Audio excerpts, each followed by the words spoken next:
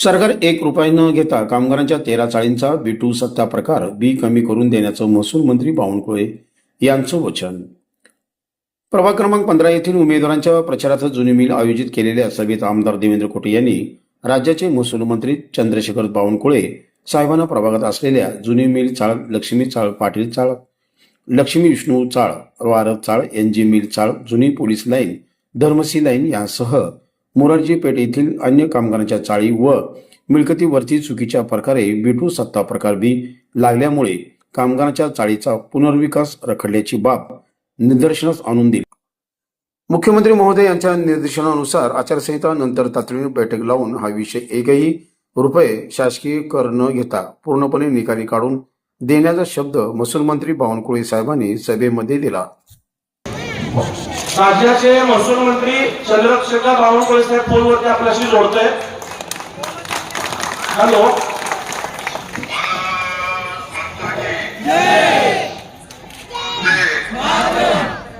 छत्रपती शिवाजी महाराज की महामानव डॉक्टर बाबासाहेब आंबेडकर की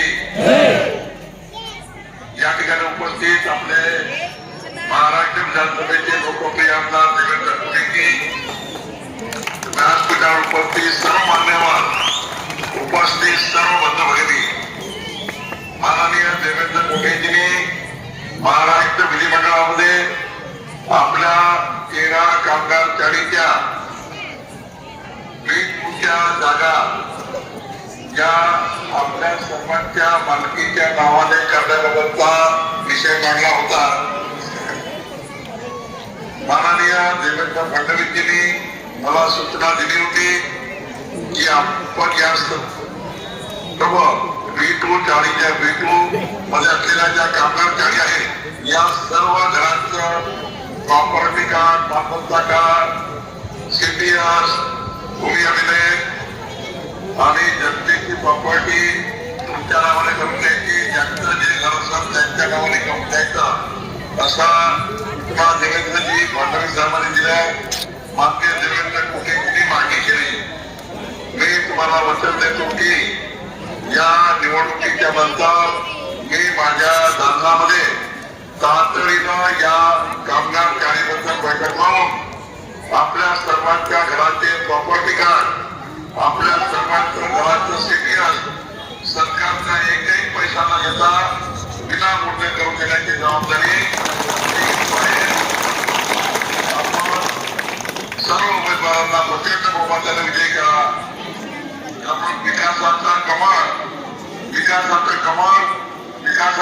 निवडून द्या.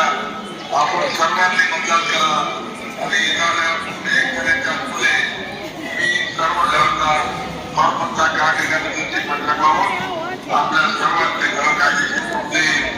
एवढंच मात्र मी आपल्याला देतो. आपल्या सर्वांचे खूप खूप धन्यवाद.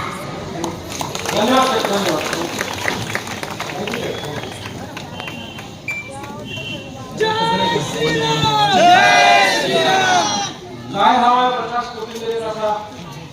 ज्या चाळीच्या प्रश्नासाठी तुम्ही काकांसोबत 30-35 वर्ष काम करताय, ज्या चाळीचं बांधकाम पुनर्विकास व्हावं या इथल्या काँग्रेसच्या आमदारांचं, नगरसेवकांचं कर्तव्य होतं. 15 वर्ष त्यांना हा प्रश्न सोडवता आला नाही. या चाळीच्या सुपुत्राने आमदार झाल्यानंतर 15 महिन्यात 1.5 मिनिटाच्या फोनवरती हा प्रश्न निकाली काढलेला.